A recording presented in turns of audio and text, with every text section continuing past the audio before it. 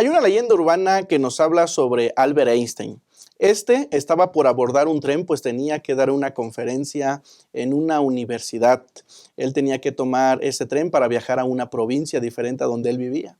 Cuando tomó su asiento, pronto el tren se comenzó a llenar y había una persona que le llamaban el boletero. Este se encargaba de revisar que todas las personas a bordo hubieran comprado el boleto y tuvieran el derecho de viajar en ese tren. Cuando el boletero pasó por el vagón donde estaba Albert Einstein, se percató que éste leía un libro y le pidió el boleto. Albert Einstein cerró su libro, comenzó a buscar en las bolsas de su saco, de su pantalón. Pasaron algunos segundos y no encontraba el boleto. El boletero, al percatar esto, le dijo: caballero, yo sé quién es usted, no se preocupe, no tiene que enseñarme el boleto porque confío que usted lo compró. Y siguió revisando a los demás pasajeros. Pronto el tren comenzó a avanzar y este boletero también daba recorridos a lo largo de los vagones para revisar que todo estuviera en orden. Cuando pasó al vagón donde estaba el Einstein, se percató que éste seguía buscando el boleto. Ahora ya entre su maletín, vio que empezaba a sacar sus libros, a hojearlos, para ver si allí estaba el boleto. El boletero se acercó y le dijo: caballero, ya le dije que no es necesario que me muestre el boleto. Puede viajar tranquilo, por favor, disfrute su viaje. Y siguió dando su recorrido. Pasó un tiempo más y el boletero volvió a dar otro recorrido por el tren y se percató que Albert Einstein seguía buscando el boleto. Ahora este ya se había quitado el saco, los zapatos, seguía buscando para ver si por ahí estaba su boleto. El boletero dijo: ¿qué necedad de este hombre? Y se acercó y le dijo: caballero, ya le dije que no es necesario que me muestre el boleto. Confío en que usted lo compró, por favor, viaje tranquilo. A lo que Albert Einstein volteó mirándolo a los ojos y le dijo: mire, no estoy buscando el boleto para enseñárselo a usted. Lo que pasa es que en la parte de atrás de ese boleto tenía la dirección donde tengo que llegar y bajarme, y ahora no lo encuentro. Lo que quiero decir con esto es que, mis hermanos, tenemos que tener claro hacia dónde nos dirigimos. Los hijos de Dios deben saber hacia dónde vamos, cuál es nuestro rumbo. Una vez Tomás le dijo a Jesús: ¿cómo pues podemos saber el camino? Y Jesús le respondió: yo soy el camino, la verdad y la vida. Este es el título de nuestra lección número 10 de esta lección titulada El Evangelio de Juan. Y bueno, mis queridos hermanos, ha sido de mucha bendición, ha sido de mucho provecho y esperamos que esta semana al estudiar el Maestro de Maestros, el Espíritu Santo, nos ayude. Y es un gusto poderles saludar. Estamos transmitiendo desde la Asociación Metropolitana, aquí en este programa Creciendo en la Palabra. Y bueno, quiero darles la bienvenida a cada uno de ustedes. Gracias por cada semana acompañarnos en este estudio.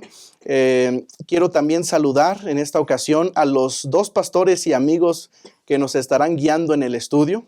Estoy hablando aquí del pastor Jesús Villanueva. El pastor Jesús Villanueva es pastor del distrito de Aragón. Pastor Jesús, un gusto poderle saludar.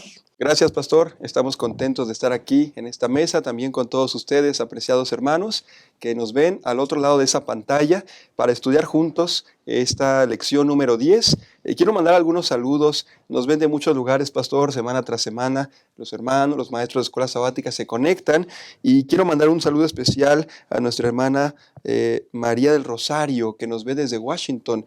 Y ella nos explica, pastor, en los comentarios, que le ayuda a poder explicar, a discernir, a entender y clarificar algunas dudas respecto a la lección Escuela Sabática. Pero no solo a ella, sino a todos los que nos ven a través de este medio. Muchas gracias por estar aquí. Amén, pastor, gracias. Qué gusto poder grabar con usted. Y también quiero presentar a nuestro segundo pastor que nos estará guiando en este estudio.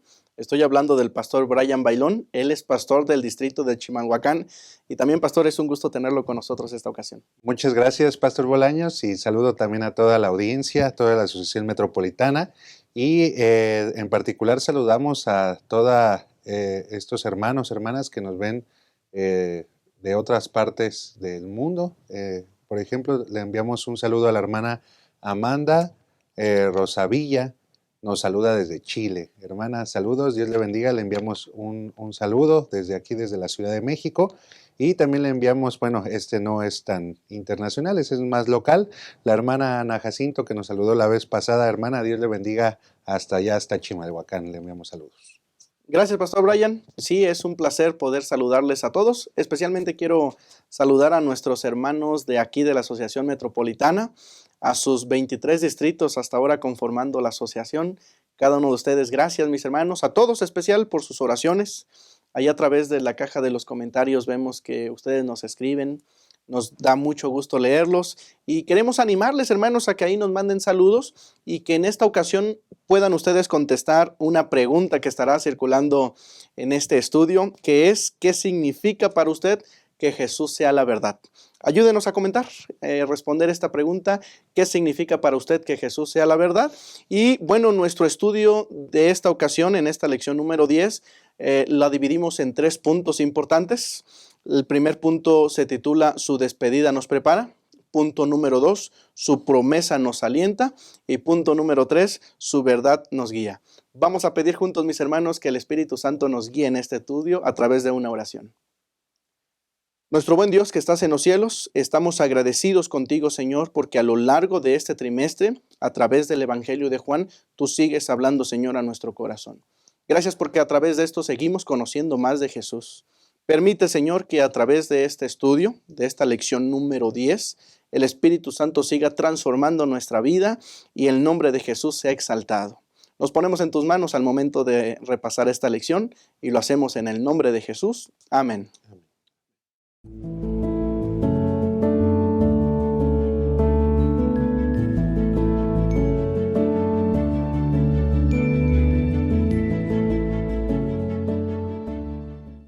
Estamos listos para comenzar, mis hermanos, con este primer punto titulado Su despedida nos prepara. Y bueno, pastores, a partir del capítulo 13 al capítulo 17 del Evangelio de Juan, el evangelista nos adentra en el discurso de despedida de Jesús, donde el objetivo principal es instruir a los discípulos para el futuro. Encontramos a través de estos capítulos que Él los prepara, los consuela, les promete un consolador y también les da una esperanza que los anime a mantenerse fieles. Pero especialmente en el capítulo 13, ahí encontramos una de las escenas más asombrosas e impactantes, especialmente, pastores, para la vida cristiana. Hoy en día seguimos estudiando y descubriendo sobre el mayor ejemplo de Jesús, cuando Él mismo dijo: ejemplo os he dado, donde Jesús, pastores, enseñó que el poder y la autoridad deben usarse para servir y no para engrandecerse. Por eso la Iglesia Adventista, siguiendo este ejemplo, practicamos lo que hemos denominado el rito de humildad, que nos prepara para la Santa Cena, y juntos estos dos constituyen el servicio de comunión. Pastor Jesús, hablando sobre esto, ¿qué nos enseña el rito de humildad sobre Jesús? Sí, pastor, gracias. Es muy interesante no solo para nuestros días, a manera de estudio, de análisis, sino en su época, lo que sucedió en esa ocasión, que, pues, dando un poquito de contexto, se se practicaba que el sirviente de la casa, de la familia, atendiera a los viajeros o a las personas que llegaban al hogar y lavara sus pies. Digamos que por decirlo de una manera, no tenía opción, sino que era parte de su trabajo, de los quehaceres de su puesto. Pero Jesús era el maestro de estos hombres, Jesús era el maestro de los 12 discípulos. Él sorprendió a sus discípulos cuando Él empieza, ¿verdad? Toma el hebrillo, toma la toalla y empieza a lavar los pies de estas personas. Y esto nos habla en primera instancia de esa humildad que Jesús manifestó, que Pablo describe como que tomó forma de siervo y que a la vez, lo veremos un poquito más adelante, pues nos da un ejemplo, mi pastor, de que Jesús cuando nos dice cómo debemos hacer algo, cómo debemos actuar, mi pastor, cómo debemos reaccionar, es porque Él ya lo ha hecho. Jesús no pide que hagamos cosas que Él no estuvo dispuesto en primer lugar a hacer. De manera que a mí lo que me deja aquí con mucha claridad o en un primer cuadro al pensar en esta imagen, pastor, lo que este rito me habla acerca de Jesús es acerca de su servicio, de su humildad. Platicando un poquito antes de cámara, decíamos, ¿no? Él describe su propio ministerio como que no había venido para que le sirvieran, sino para servir. Y en esta oportunidad lo estaba demostrando. No sé, Pastor Brian, ¿cómo ves esta parte? Sí, pues justamente es eso de lo que comentaba el pastor Bolaño de que Jesús está preparando a los discípulos para su partida, ¿no? Está preparando porque Él ya no va a estar.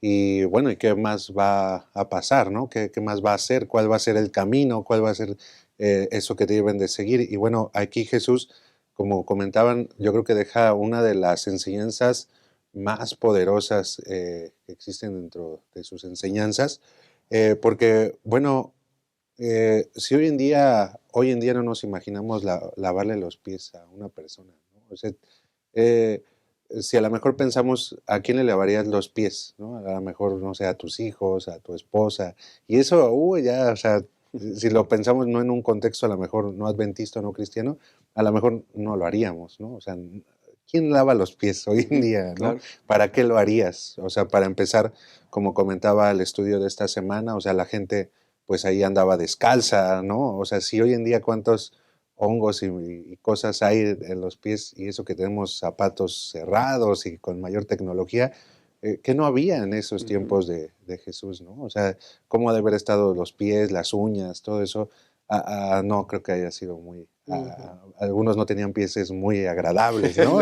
Entonces, ¿quién era Jesús? O sea, yo me pongo a pensar, o sea, Jesús antes de estar en la tierra, pues estaba con los ángeles lo adoraban, le echaban sus coronas, podía ir de un mundo a otro mundo creado, todo el mundo lo veneraba, todo el mundo, o sea, lo esperaba, o sea, es decir, piensa en un gobernante aquí en la tierra que así es, aquí, así sería, ¿no? Que cuán impactante sería que a lo mejor viniera, no sé, aquí un presidente, no sé, de otro país, o Trump. así, ándale, ¿no? No sé, Trump o el de Canadá, o sea, qué impresionante sería así como, pero, o sea, si ya sería impresionarlo verlo, ahora imagínate cuán sería impresionante ver a esa persona lavarle los pies a un pescador, ¿no?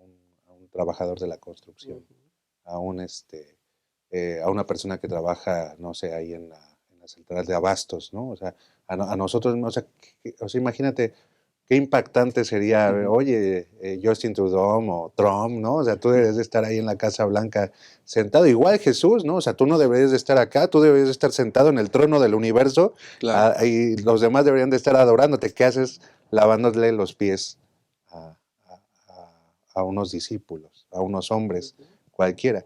Y esa es la enseñanza. Y a mí me gusta mucho el texto que utiliza Juan, en Juan capítulo 13, versículo 7, dice, cuando le dice Pedro, oye, pero pues como que, ¿qué haces, no? Con esa misma sorpresa que yo creo que todos daríamos al ver a una persona de ese tamaño hacer eso.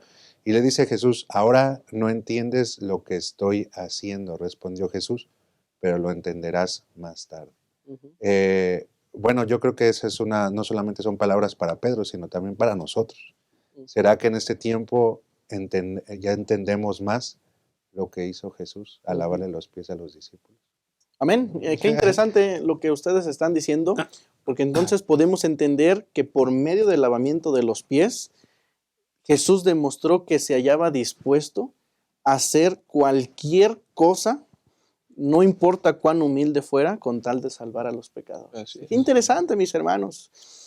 Yo creo que esto, a través de este ejemplo que Jesús hizo, impresionó la mente de sus discípulos en su propia vida de servicio y mansedumbre, que debería hoy también impactarnos a nosotros, mis hermanos.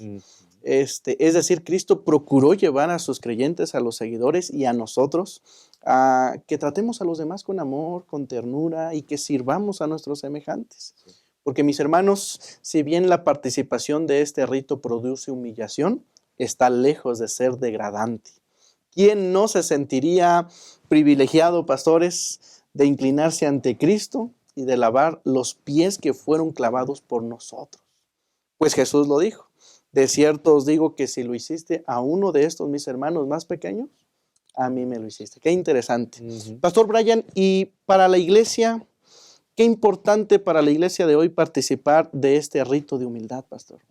No, pues yo creo que, o sea, cuando vemos el contexto de Jesús, Jesús no lo hace al público en general, ¿no? O sea, ya lo hace en su círculo más privado, o sea, como la primera iglesia cristiana, ¿no? O sea, este rito de humildad, aunque, bueno, en algunas ocasiones, bueno, pueden participar, por ejemplo, las personas que aún todavía no toman su decisión y aceptan a Cristo a través del bautismo, o sea, por lo regular son personas de la iglesia quien lo hace y lo hacemos, o sea, con este fin de reconciliarnos, o sea, porque, bueno, yo recuerdo que eso no pasaba ahora que ya estoy un poco más grande, ¿verdad?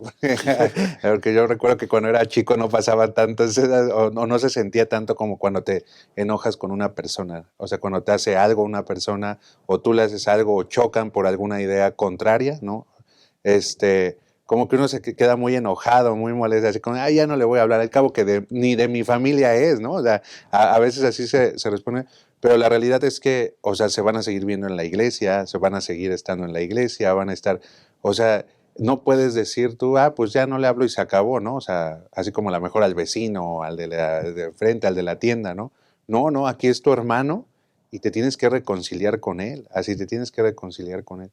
Y el rito de humildad y santa cena da paso a esa reconciliación, ¿no? O sea, si a lo mejor no lo pudiste hacer en su tiempo o a lo mejor no lo sentiste en su tiempo, o sea, cuando hay rito de humildad y santa cena, es el momento en el cual debes ir con tu hermano y decir, oye, es como que esto es por eso es importante participar del rito de humildad y santa cena, o sea, porque es el método, es el camino, es el proceso que dejó Jesús para reconciliarlos los unos a otros y no solamente reconciliarnos entre hermanos, sino también reconciliarnos con Dios mismo, ¿no? Con Dios mismos.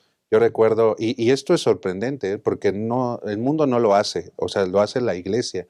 Yo recuerdo una tía, una vez que invitamos a la iglesia, ella no es ella es católica, y justamente ese día que la invitamos cayó en el rito de humildad y santa cena, ¿no? Entonces estaba mi mamá, mi hermano y así, y bueno, ahí lavándonos los pies, pues la tía estaba así como que si hubiera visto algo sorprendido, así como, ¿qué hiciste? ¿Qué están haciendo? ¿No?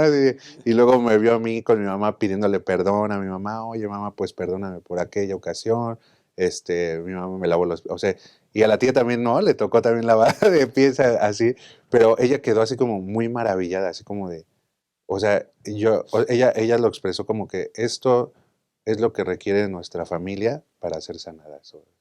Eso comentaba. Entonces, son estas situaciones como de perdón, como decía el pastor, de humillación, de humildad, pero no degradante, sino más bien edificante, de reconstruir una relación que se perdió, volverla a tomar, ¿no? Sí, es muy interesante esto que mencionas, Pastor Brian, porque probablemente desde afuera se vea algo anormal, ¿no? Sí, sí. No estamos acostumbrados, a veces incluso cuesta trabajo pedir perdón así, dijéramos a secas, ¿no? Sí, sí, Oye, sí. discúlpame, me equivoqué, pero este acto, pastores, que Jesús hizo iba más allá, era un acto normalmente asignado a servidumbre, Ujú. normalmente asignado a una persona que ni siquiera te podía decir, no lo quiero hacer, sino que le tocaba hacerlo. Pero Ujú. Jesús no va obligado, Jesús va consciente de que esto iba a ser un ejemplo, como lo dice, ¿verdad? En el propio capítulo 13, versículo 15, porque ejemplos he dado para que como yo os he hecho, vosotros también hagáis. Ujú. Y esa parte creo que importante, pastores, porque no es que nosotros repitamos este rito nada más por fanatismo, ¿no? Ujú. Porque se vio bonito en el Evangelio lo que Jesús hizo, Claro. sino que Jesús pide que esto se haga.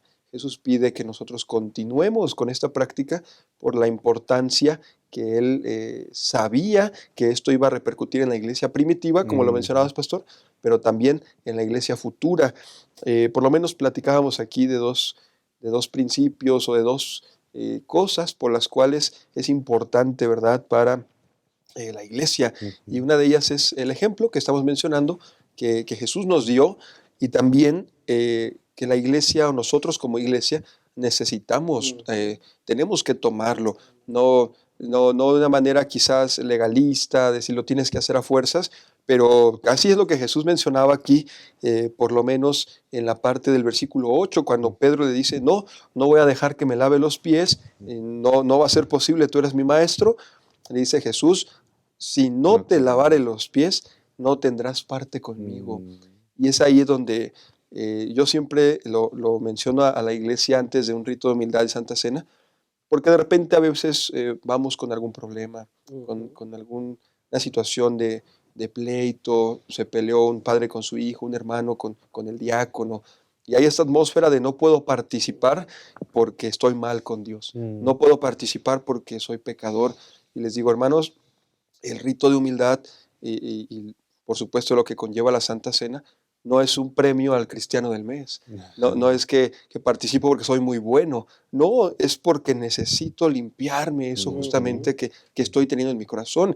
Tengo que pedir perdón, tengo que aceptar perdonar y tengo que mostrar este acto de humildad en ujú, donde yo le estoy diciendo a mi hermano implícitamente, yo no soy mayor que tú, yo no soy mejor que tú, estoy dispuesto a que nos entendamos, a que nos arreglemos y quiero lavarte los pies como Jesús lo hizo con los ujú, discípulos. Y me ujú. quedo mucho con esa parte. Muy bien, entonces podemos decir que solo cuando perdonamos podemos experimentar el perdón de Dios. Qué interesante. Ujú. Yo creo que entonces ahí se une con esa frase que Jesús dijo cuando nos enseñó a orar.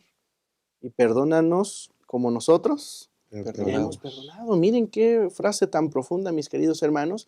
Entonces Jesús así enseñó esto, Ujú. lavarse unos a otros, el asunto de perdón, pero también a través de este ejemplo nos enseña en esta ordenanza que tenemos que permitir también que otros nos laven y Ajá. así tal vez reconocer también nuestra necesidad de ayuda espiritual. Miren qué interesante, mis hermanos. Entonces hemos dicho que hacemos esto, número uno, por ejemplo, Jesús así nos enseñó. Y número dos, lo hacemos por necesidad. Necesitamos participar de este rito, por lo que ya hemos explicado. Y quiero pedirle que lo recordemos la próxima vez que participemos en nuestras iglesias de este rito.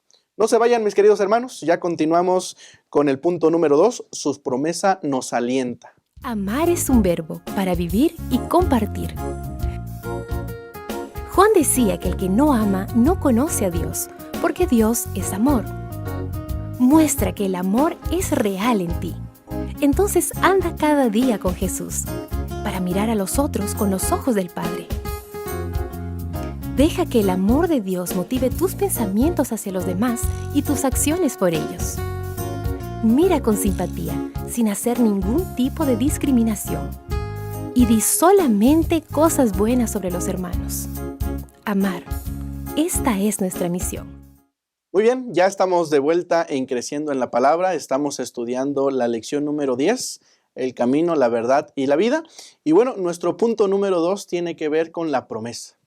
Le hemos titulado Su promesa nos alienta, porque al final del capítulo número 13 que estamos estudiando, Jesús habla claro sobre su muerte, sobre su resurrección y sobre su ascensión al cielo. Y aunque parece que les está avisando a los discípulos de la tormenta que se avecina, en el capítulo 14, en los primeros versículos, Jesús les da la mayor promesa registrada en la Biblia.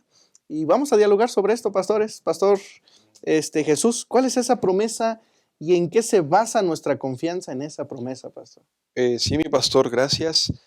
Mis hermanos, la Biblia está repleta de Génesis, desde la caída del hombre hasta Apocalipsis, con Juan, repleta de promesas, de esperanza, de testimoniales que en los momentos de nuestras pruebas, de nuestras luchas, nos agarramos a ellos. El Señor ha prometido que estaría conmigo y nos aferramos, pero sin duda esta gran o esta mayor promesa nosotros podemos atesorar y vivir el día de hoy es la segunda venida de Cristo Jesús.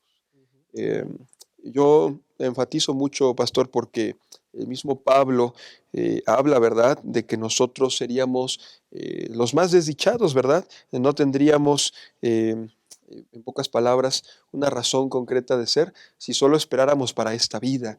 De manera que, claro, la religión, la vida devocional, las disciplinas espirituales, por supuesto que nos ayudan a tratar con el prójimo, a velar por nuestros padres, a ser un buen vecino, a no asesinar, a no estafar, y regula nuestro comportamiento en esta vida. Pero no únicamente esperamos eso, pastor. No únicamente acepto a Cristo para que me ayude a llevar una vida mucho más tranquila en esta tierra, sino que mi mayor esperanza está puesta en las mansiones celestiales. De manera que esta promesa que se registra igual en el Evangelio de Juan, donde Jesús empieza ante esta expectativa que bien ha mencionado, pastor, de una tormenta que se avecinaba, de declaraciones de la pasión que habría de padecer Cristo Jesús, les dice, pero ¿saben qué? pero no tengan miedo, Ujú. no se turben. Va a acontecer todo esto, pero esto no es el final, no vamos a quedar aquí, ¿verdad? No se turbe vuestro corazón. Registra el primer versículo de Juan capítulo 14. Dice, si ustedes creen en Dios Padre, crean también en mí, crean en lo que les estoy diciendo, porque entonces empieza a describir esta maravillosa promesa de que en la casa de su Padre hay muchas moradas, de que Él va a preparar un lugar para nosotros, pastores, de que Él hoy por hoy está haciendo los arreglos necesarios, los preparativos, dándonos este tiempo también de misericordia para que nosotros podamos acceder a ese hogar prometido y que Él ha preparado para cada uno de nosotros. Esta es la mayor promesa, mi pastor. Yo creo que tanto en ese tiempo como nosotros ahora debemos aferrarnos a ella, Pastor Brian. Claro, sí, sí, sí, sí. Pues sin duda el texto donde Jesús les dice que Él ciertamente iba a volver está en Juan capítulo 14, versículo 1. Esos son uno de los textos, yo creo que mayor revelan la verdad de la segunda venida. Dice, no se angustien, confíen en Dios y confíen también en mí. En el hogar de mi Padre hay muchas viviendas. Si no fuera así, les habría dicho yo a ustedes que voy a prepararles un lugar allí. Y si me voy y se lo preparo, vendré para llevármelos conmigo. Así ustedes estarán donde yo esté.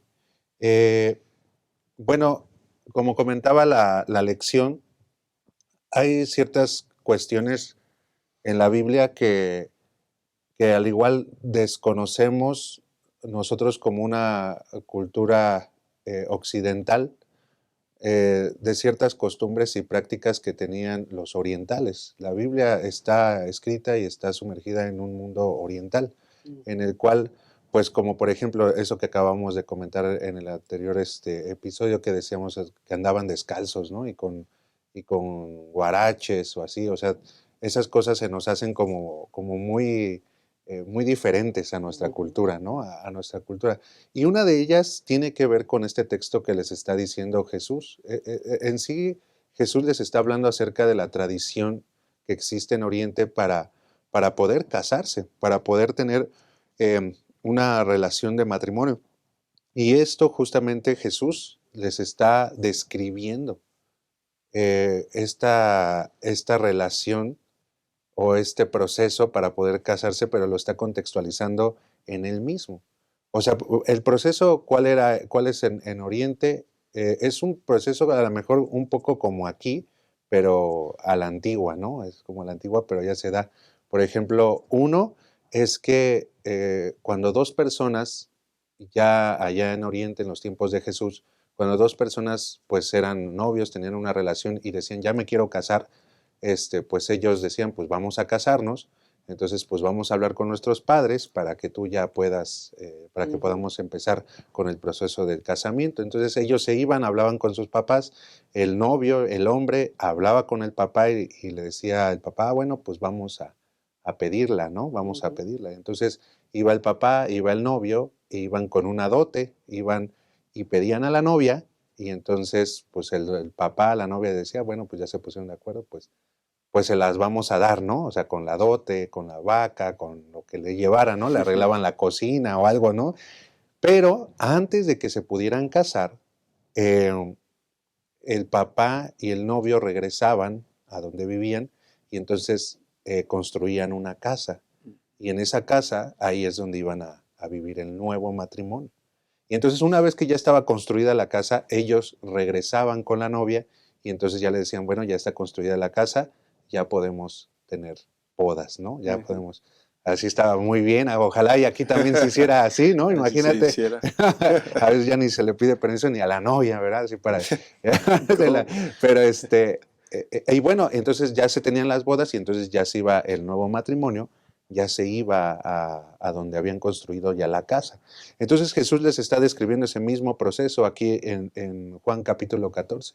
Les está diciendo Jesús que él se tiene que ir con su papá para preparar casas, para preparar mansiones, para después regresar por la novia. Ya una vez preparadas las mansiones y las casas, después va a regresar y entonces ahora sí para llevarse a la novia. Entonces, para los israelitas, pues era un proceso, este nos está describiendo y eso mismo va a pasar, así va a venir Jesús. Y es realmente lo que va a pasar. O sea, un día Jesús va a venir por nosotros y entonces nos va a llevar para llevarnos a esa preciosa boda, ¿no? Donde vamos a estar todos juntos, junto con Jesús. Y por eso es que esta promesa se hace tan real y tan verdad, porque es un proceso de descripción del mismo matrimonio en la vida real de los tiempos de Jesús. Muy bien, esto es fascinante, mis hermanos, porque entonces nuestra confianza en esta promesa se basa en dos cosas. Número uno, en la Escritura, en la profecía, así estaba. Pastores, 2000 años antes de que Jesús viniera por primera vez, ya estaba profetizado que Jesús vendría, cómo vendría, qué señales habría, y mis hermanos, tal y como estaba escrito, se cumplió. Y número dos, nosotros basamos nuestra confianza en esta promesa en quien hace la promesa. Si 2000 años antes Él dijo que vendría, vino, entonces ahora que ha prometido que volverá, mis pastores, Jesús lo va a cumplir porque Dios no miente, Él cumple sus promesas y esperamos su venida. Amén. Jesús pronto volverá. Uh-huh. Y la muerte de Jesús y su resurrección nos dan la certeza de su regreso. De manera breve, pastores, ¿de qué nos serviría la muerte de Jesús sin la segunda venida? Es una buena pregunta, mi pastor. Pablo, regreso a este pasaje, menciona, incluso en algunas versiones, Pablo dice que seríamos de los hombres los más dignos de lástima si solo para esta vida esperamos. De manera que sí, quizás una vida piadosa, religiosa, creer que Jesús murió, creer que no debo mentir, que no debo matar, que no debo robar, regularía mi comportamiento, me haría un buen ciudadano, quizás viviría más años al alimentarme de manera correcta, de acuerdo a los principios de salud que la Biblia ofrece también, pero hasta ahí terminaría mi esperanza. No, yo estaría pensando en aquella restauración que verdaderamente Jesús quiere lograr en nosotros, en recuperar aquella realidad del paraíso edénico perdido que tristemente fue arrebatada a nuestros primeros padres. La realidad del Evangelio sin la buena noticia que presenta de que Jesús volverá, es una verdad incompleta, pastores. Es una verdad a medias.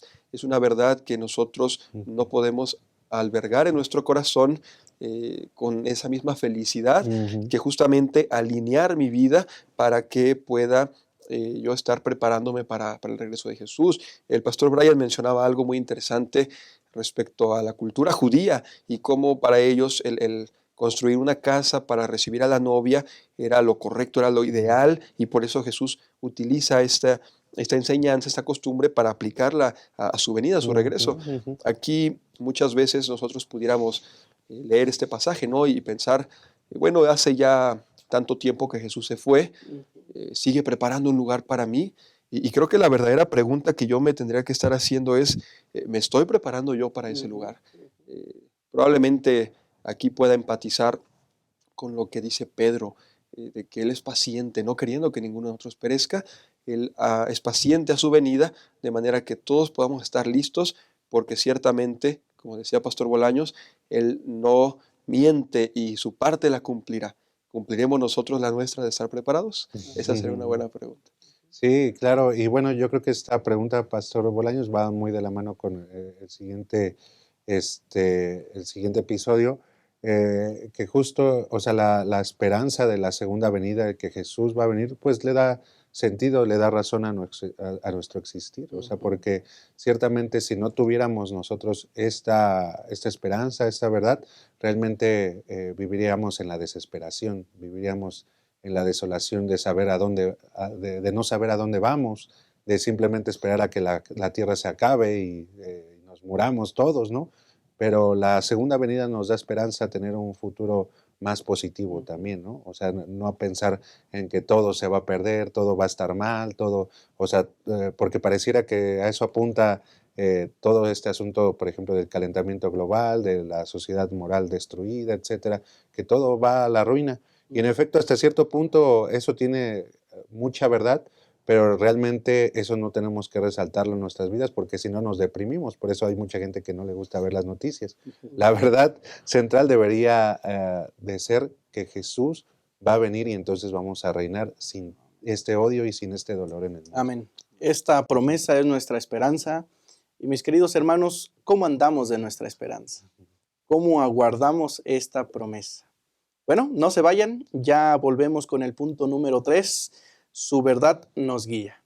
La naturaleza tiene una inclinación hacia el crecimiento. ¿Ya notó cómo busca crecer no solo en tamaño, sino también en cantidad? Una semilla germina y le da origen a cientos de frutos, con miles de nuevas semillas que van a generar infinitas nuevas plantas. Los animales siguen el instinto natural de reproducirse y aumentar su cantidad en cualquier especie. Y lo mismo ocurre con el ser humano. Ya lo aprendimos en la escuela. Todo ser vivo nace, crece, se reproduce. Esa es la dinámica divina.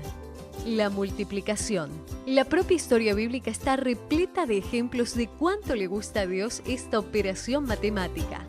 La orden para Adán y Eva fue: crezcan y multiplíquense. El resultado: 7.000 millones de personas en el mundo. Para Abraham fue dada la promesa de que una gran nación nacería de él, y de hecho dio origen al pueblo judío. Cuando Dios se hizo hombre, no le agradó encontrar una higuera sin frutos. Y es que para él, multiplicación es sinónimo de bendición. Y bendición es lo que Dios quiere darnos de una forma muy especial. Por esa razón, los grupos pequeños son tan importantes, porque existen para crecer y alcanzar más personas. Y cuantas más personas, más bendición. La lógica es así de simple. Y para que el resultado sea como fue planeado, cada individuo precisa contribuir para lograr el crecimiento. La lección de la naturaleza también se aplica aquí. Todo grupo pequeño tiene que nacer, crecer y multiplicarse. Porque en la medida que un grupo pequeño crece, le da origen a otros. Y es que multiplicar grupos pequeños es multiplicar esperanza. Crezca en comunidad, multiplique esperanza. Estamos de vuelta aquí en Creciendo en la Palabra. Vamos a ver el punto número 3, su verdad nos guía. Y bueno, mis hermanos, al principio de este repaso lanzamos esta pregunta que les animamos ustedes puedan participar y contestar ahí en los comentarios. La pregunta es: ¿qué significa para usted que Jesús sea la verdad? Y bueno, es lo que vamos a dialogar también aquí nosotros, pastores. Pastor Jesús, ¿qué significa que Jesús sea la verdad? Pastor, gracias. Gracias, hermanos, también por continuar aquí. Juan, a diferencia de los otros 3 evangelistas, siempre enfatizó bastante sobre la divinidad de Jesús. Dedica tiempo al inicio de su evangelio para poder, por lo menos, dar una vislumbre general de la preexistencia de Jesús, de que Él estaba en el inicio de la creación, de que por Él fueron hechas las cosas. Y cuando viene a aparecer este asunto de la verdad, como en su evangelio se presenta Jesús, nos describe en esta parte de la lección ese logos de parte de Dios, ese verbo, esa parte que actuaba, ese ser por el cual fueron hechas las cosas y por la cual subsisten. Y esto está muy interesante, pastor, porque menciona como dando a entender algo pleno, algo completo, no algo parcial, no alguna sección del cielo que vino a auxiliarnos, sino la plenitud misma que es Cristo Jesús. Y pensemos un momento en este concepto, como lo decía el pastor, lo que para nosotros es que Jesús sea la verdad. Cuando yo acepto a Jesús como la verdad, como por medio del cual ha existido el mundo, que Él es la luz, que Él es la plenitud, entonces debo, por supuesto, asumir de manera implícita que yo debo sujetarme a esa verdad. Que si lo que Él está presentándome a mí es algo absoluto, es algo pleno, es algo revelado de Dios, y que con este asunto de logos era la parte en la cosmovisión del primer siglo, la parte de la deidad que bajaba o se transmitía a la humanidad, entonces a mí me habla de que yo debo acatar esa verdad, de que yo debo alinear mi vida a esa verdad y que no puede haber muchas verdades, que no puede ser mi verdad, pero también la verdad de Jesús. Hay veces, pastores, que en la vida práctica, en la vida cotidiana, nosotros, aunque de palabra decimos: Señor, toma el control de mi vida, dirige mis pasos el día de hoy, dirige mi familia, mi trabajo, pero cuando llega el asunto de tomar una decisión y a veces pudiera chocar con los principios bíblicos, a veces entonces yo le quito el timón de mi vida a Jesús y digo, Señor, ayúdame en el resto, pero esto lo decido yo. Y entonces viro en contra de lo que Jesús presenta en su palabra. Si Jesús realmente es la verdad, Pastor Brian, creo que entonces deberíamos tenerla aún por encima de nuestras propias opiniones. Muchas gracias. Así es, Pastor Jesús. Pues como comenta esta situación de cómo la verdad, el camino, la vida que finalmente es Jesús, cómo nos pueden salvar de muchas circunstancias en nuestro diario vivir y cómo a veces somos bendecidos. Y yo creo que esa es una de las bendiciones más grandes que Dios nos da al ser cristiano, al recibir a Jesús en nuestro corazón, al aceptar la verdad, que es justamente no andar divagando en cuestiones, pues sí, como filosóficas o cuestiones complicadas a veces en la vida. Mm, yo a veces, bueno, en algunas ocasiones he contado ciertas partes de mi testimonio y uno de ellos es que, pues cuando yo desde muy joven, como cuando tenía 12 años, 13 años, pues yo empecé a incursionar en el mundo de la filosofía griega, de los filósofos de antaño, y porque justamente en mí, o sea, como joven, adolescente de 13 años, en mí surgieron ciertas preguntas como ¿de dónde venimos? ¿A dónde vamos? ¿Quiénes somos? ¿De dónde viene el mundo? Es decir, estas cuestiones filosóficas que en algún momento surgen, pero ciertamente en mí eran impresiones muy fuertes a las respuestas de estas preguntas, porque no se me hacían como preguntas tan vanas o como que pudieran ser pasadas sin darles una respuesta.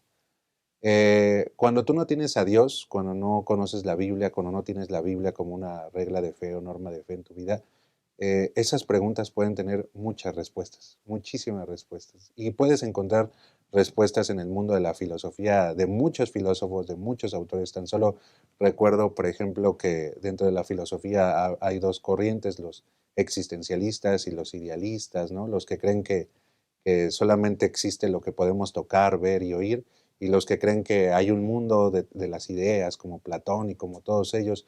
Y ciertamente los dos tienen respuestas a de dónde venimos, quién eres, de dónde surge el mundo, hacia dónde vamos. Los dos tienen respuestas, inclusive muchos hasta se sustentan dentro de la cosmovisión de la evolución, ¿no? Eh, pero cuando tú eres cristiano, cuando desde niño, desde cuna te enseñaron que Dios creó al mundo, que no vienes del mono, no, que todos estos cantos tan hermosos que se enseñan desde niño, o sea, ya en ti están creando la verdad. Es decir, ya hay una verdad, una regla donde no te puedes mover ni izquierda ni a derecha, porque, por ejemplo, si hablamos acerca de verdad, si nosotros hablamos acerca de, por ejemplo, de que si es bueno comer puerco o no es bueno comer puerco, bueno, si aquí a lo mejor se lo comentamos entre nosotros, pues vamos a decir que no es bueno comer puerco, ¿verdad? En la iglesia, pues si lo comentamos, igual nos van a decir, yo esperaría que todos dijeran que no es bueno comer puerco, ¿verdad? Pero si vamos a ciertos sectores de la población o otro lugar o así, va a haber muchas personas que van a defender la idea de que el puerco es bueno, o sea, inclusive que hasta es bueno hasta para la salud, ¿no? Pero ¿dónde yo puedo fijarme, dónde puedo fincar yo mi idea de que el puerco no es bueno para el consumo humano? Bueno, esto tiene que ver en la Biblia, ¿no? En la Biblia, en Jesús, justamente, que Él es la verdad. Ahora, la gente nos va a decir, bueno, pues ¿dónde te basas en decir que no es bueno comer puerco? En la Biblia. Aquí en China nosotros podemos decir que no comer puerco es lo mejor. ¿Por qué? Porque lo dice la Biblia, ¿no? La Biblia. Entonces, eso es la verdad. Eso es la verdad. Por ejemplo, ¿quién soy? Pues soy un hijo de Dios. ¿A dónde voy? Pues voy a la patria celestial. ¿De dónde viene el mundo? Pues Dios lo creó. Es decir, vemos cómo la Biblia le da respuestas a todas esas preguntas. El problema, como comentaba el pastor Jesús, es cuando a estas preguntas, o sea, a la Biblia le queremos a veces mezclar otras doctrinas, otras filosofías, otras cosas como, bueno, en la Biblia dice que sí es malo comer puerco, pero bueno, mi doctor o yo he leído que no está tan malo comer puerco, entonces yo creo que sí puedo comer puerco un poco, ¿no? Es decir, cuando mezclamos la verdad con la verdad del mundo no es la misma. La verdad bíblica, la verdad del mundo eso puede traer muchos choques. Y al querer nosotros como hacer como que se acoplen, que se adapten, podemos nosotros fracasar en ese intento. Porque la verdad es Jesús y está muy claro en la Biblia. Interesante, pastor. En Palabras de Vida del Gran Maestro, página 23, dice que las teorías filosóficas o los ensayos literarios, por brillantes que sean, no pueden satisfacer el corazón. Los acertos e invenciones humanas no tienen ningún valor, que la palabra de Dios abre a la gente, que los que han escuchado solo tradiciones, teorías, adagios humanos, oigan la voz de aquel cuya palabra puede renovar el alma para la vida eterna. Y bueno, en el Evangelio de Juan, especialmente, el autor trata de enfatizarnos ahí que la Biblia, la Escritura, desempeña un papel tan importante para hablarnos sobre aquel que es el camino, la verdad y la vida. No solo en el Evangelio de Juan, a lo largo de los Evangelios, como en toda la Biblia, la Escritura desempeña un papel clave para la revelación de la verdad. Y dialogar en esta pregunta, mis pastores, ¿qué papel desempeña la Escritura en la revelación de la verdad, Pastor Jesús? Oh, mi pastor, pues yo creo que Dios permitió, mis hermanos, que a través de los siglos, el libro más traducido, sí, pero también el más repudiado, el que más veces se intentó exterminar, cómo ha logrado sobrevivir, es una muestra clara de que Dios tiene un propósito para que mediante él, como decía el pastor Brian, podamos llegar a ese conocimiento de la verdad. Jesús lo dijo, ¿no? Hablando de la verdad, tu palabra es la verdad. Y pudiéramos de repente tener alguna perspectiva diferente entre una opinión y otra. Usted y yo podemos hacer diferentes comentarios sobre esta lección, pero lo que sí no es debatible es lo que viene escrito en la palabra de Dios. Lo que Él nos ha revelado a través de ella, que después de la persona de Cristo, la palabra escrita sería, después de Jesús, la máxima revelación, ¿verdad? Que podemos nosotros tener y que es confiable, de acuerdo a lo que ella misma ha demostrado a través de las edades. Creo que sustentar nuestras creencias, nuestros valores, nuestras acciones, mis hermanos, en un escrito será siempre la manera más segura de estar del lado correcto en esta lucha cósmica, Pastor Brian. Sí, sí, sí, o sea, y ahorita me venía a la mente lo que dialogábamos, pastor, acerca de cómo es que en la Biblia, o sea, aunque no es un libro, o sea, como científico como tal, o que busca explicar, por ejemplo, con ecuaciones el origen del universo, pero cómo podemos encontrar en ella, también podemos encontrar ciertas cuestiones como de ciencia, ¿no? Cosas que ya sabían, lo que hablábamos hace un momento sobre, por ejemplo, lo de los bebés, ¿no? Que, o sea, ya desde antes de nacer, o sea, el niño ellos ya están teniendo su educación, ¿no? O sea, desde el vientre de la madre, desde antes de que los papás piensen inclusive en tener hijos, o sea, ellos ya deben de pensar en que la educación del niño ya empezó, ¿no? Y hablábamos acerca de la nutrióloga, ya la nutriología, la nutrición dice esto, que la hermana White dice aquello, y después usted que comentó, no, pero ya con Sansón el ángel ya desde antes ya les decía qué comer y qué no comer. O sea, en la Biblia ya vemos, o sea, estas cuestiones, o sea, que apenas están a lo mejor descubriendo científicamente, pero en la Biblia ya lo encontramos de formas muy profundas, muy profundas. De igual forma vuelvo al ejemplo de la carne de puerco, o sea, siempre la carne de puerco siempre ha sido un hecho de no consuman porque inclusive hasta tenemos un dicho aquí en México que dice, eres malo como la carne de puerco, ¿no? Y después vienen estudios que dicen, no, sí, ya la carne es buena, ¿no? Ya podemos, pero la Biblia siempre ha dicho, no lo hagas, no lo hagas, no lo cometas, no lo comas. Y así como decía Pastor, estas verdades tienen una función en el ser humano, y la función es que el ser humano encuentre su plenitud en Cristo Jesús. La función es que el ser humano sea feliz y alcance a tener vida eterna.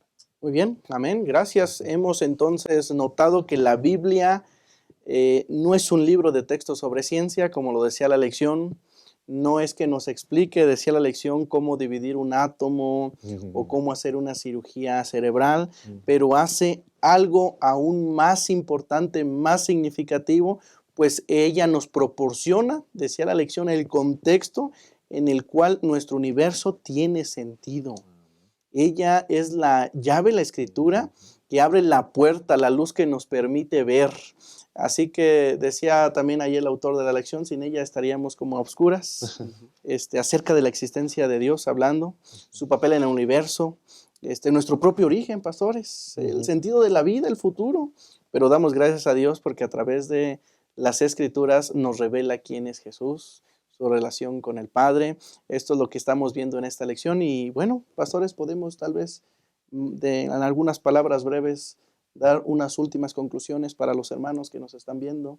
¿Con qué se queda en esta lección, Pastor Jesús? Sí, gracias, pastor. Mis hermanos, me llama la atención cómo Jesús se autodenomina con estas palabras. Él no dice, yo tengo un camino que les voy a mostrar, sino yo soy el camino. Él no dice, puedo hacer que tengan vida, sino que dice que Él es la vida, ¿verdad? Y Él no dice, por ahí les voy a comunicar alguna verdad que yo sé. Él dice, yo soy la verdad. De manera que ese esfuerzo de Juan en el capítulo 1 de describir lo que al español nos llega como el verbo de Dios o la palabra de Dios, pero que está hablando de ese logos que apuntaba a Cristo, debe ser para nosotros no una opción más dentro de un catálogo de posibilidades para asirme a ella o no, sino la única opción y el único salvavidas que tenemos para poder llegar preparados a la patria celestial. Sin Jesús, mis hermanos, sin este camino, sin esta verdad, sin esta vida, no tenemos posibilidad absoluta. No es una opción, sino que Jesús es la opción. Amén. Pastor Brian, ¿usted con qué se queda de esta lección que hemos estudiado? Pues me quedo en la aplicación, ¿verdad? Esa misma verdad, ese mismo poder, esa misma persona que está comentando por dónde ir, que es el camino, que es Jesús. Esa misma persona nos habla acerca de la reconciliación a través del lavado de los pies, ¿verdad? Así que hermano, maestro de escuela sabática, hermano, hermana, pues esa sería mi recomendación y con eso me quedaría en la lección.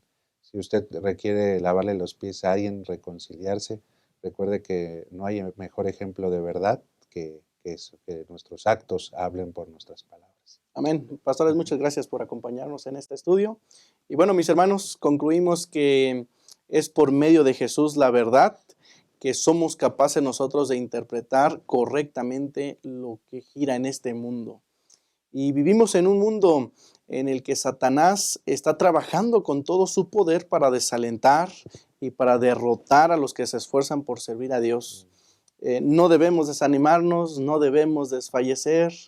Tenemos que ejercitar nuestra fe en Dios confiando en su palabra. Y quiero terminar con esta gema de la hermana Huay que dice, a menos que nos aferremos de lo alto con mayor firmeza, nunca seremos capaces de derrotar a los poderes de las tinieblas que se verán y se sentirán en cada departamento de la obra, confiando en su palabra. Gracias por acompañarnos en este estudio de la lección número 10, El camino, la verdad y la vida. Y nos vemos pronto con otro capítulo aquí en su programa, Creciendo en la Palabra.